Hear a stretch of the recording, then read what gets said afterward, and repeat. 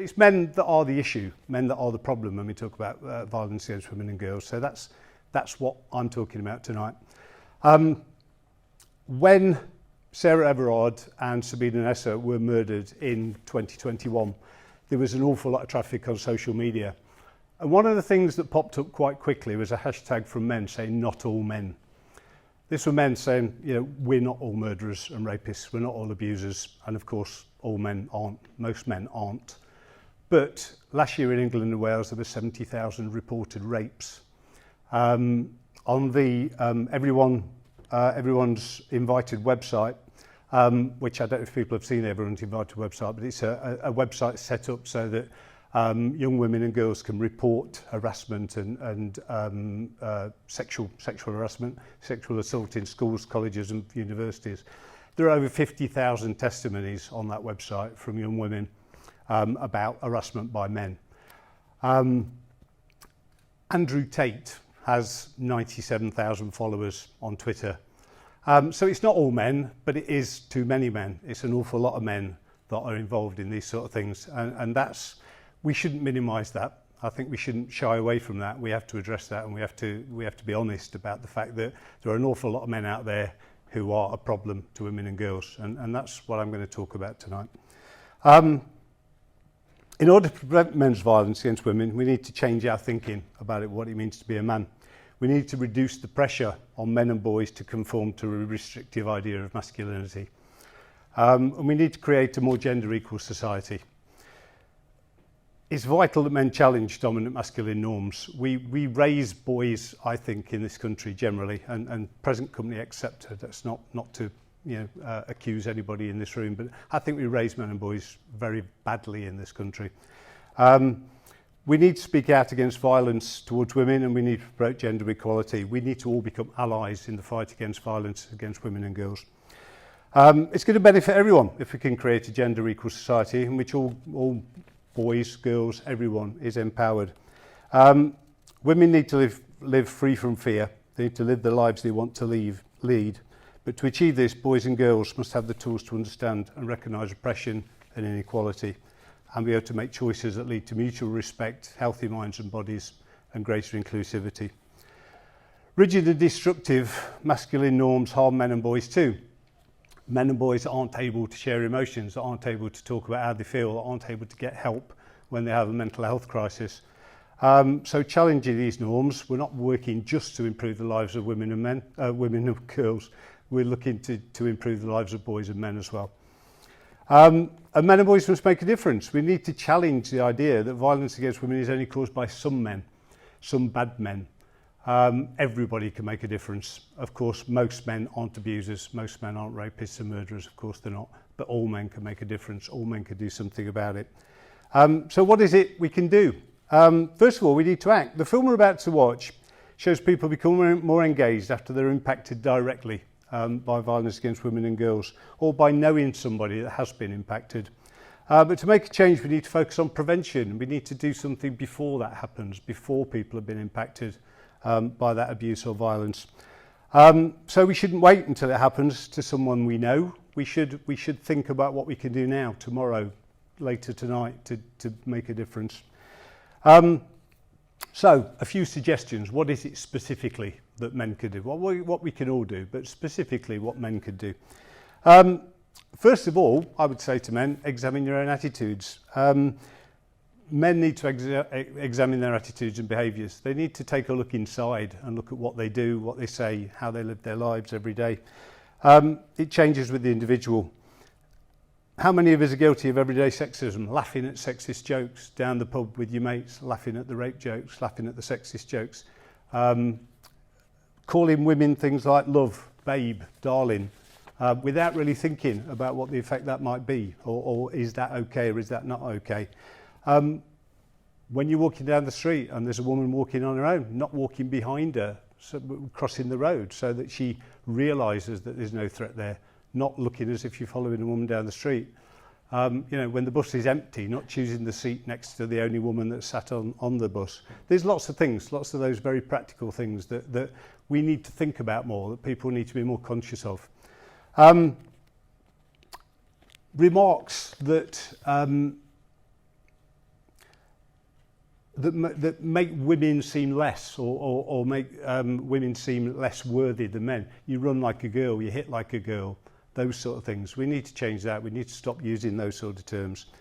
And let's be active bystanders. We can all do this. If we witness harassment or violence against women, focus on supporting the survivor first of all, not the person that's doing the harassment, not the perpetrator. Focus on supporting that person. Ask if they're okay. Do they want help? Pretend to know them. Hey, how you doing? I haven't seen you for ages. We can do that. We can intervene in a way that is non-threatening. Don't look away. Don't think it's none of your business. See what's going on. If external support is required, if the police are called or somebody, if there is external support that's needed, stay with that survivor. Stay with that person until that help arrives. Report the incident. Might be making venue staff aware, might be phoning the police, it might be making someone else aware in the vicinity. So report it. Record the details. Note what's happening. Make a note at your soonest opportunities. Take details about the perpetrator's appearance. Even maybe video it. We all know, I'm sure we all remember how effective that single piece of video was in the George Floyd incident. That's what got that policeman convicted, that somebody was brave enough to film that incident happening. We can do that. If you didn't witness the incident, but you're told about it afterwards, believe survivors, support them. Easy to do in theory, but much more difficult if allegations are made about somebody we know. If an allegation is made about a friend or a work colleague, much more difficult to do. But we have to believe people. We have to believe them and we have to support them. False reporting, incidentally, of serious assault or harassment is something like about 5%. It's very, very rare that people give a false report about those things. And knowing how to report, check out resources online, like Equations Help a Friend scheme.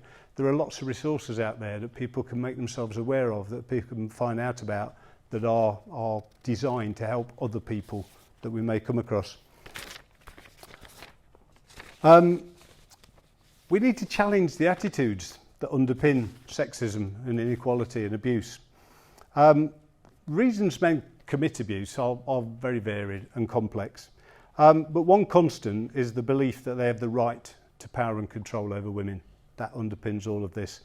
That belief is reinforced and even cultivated through widespread sexism in society, through the everyday sexism that we just talked about. So men have to do something about this. If someone makes a sexist comment, label the comment or that behaviour as sexist. It's a very uncomfortable place as a man to stand up in a group of other men and say that's not okay. But we have to do that. We have to start doing that. We have to label that language as sexism. You can simply say that's sexist. Maybe you can make a joke of it. Maybe you can do it in some other ways. You know, we can be creative. We can challenge without that challenge appearing to be aggressive. So we can all do that. Ask questions. Would you say the same sort of thing to a man? Would you say that to somebody you know? What you've just said, would you say that to a woman you know? If you heard another man saying that about your mother or your sister or your girlfriend or your daughter, is that okay? We can ask those questions. We can start that dialogue. Maybe just say, you know, you're better than that. I mean, you know, we can challenge our friends by saying, you're better than that. You know, why make those sort of comments? You're a better person than that. Why are you doing that? You might end up in a debate or an argument, so it's important to be prepared. There's lots of information out there about sexism, about domestic abuse, about violence against women and girls. You know, we as men need to know that. You know, a lot of women in this audience, I'm sure tonight, know those facts. They know that there were 70,000 rapes reported last year. Women know about those facts because it concerns them and it concerns their lives. I wonder how many men know that. We need to get that information. We need to find that information out. We need to be prepared if we're down the pub with our mates and we're having that conversation to have that information at hand and be prepared to have that discussion. And finally, and this is an odd one perhaps, because I've just stood here for 5 to 10 minutes, however long I've been here, sort of accusing men.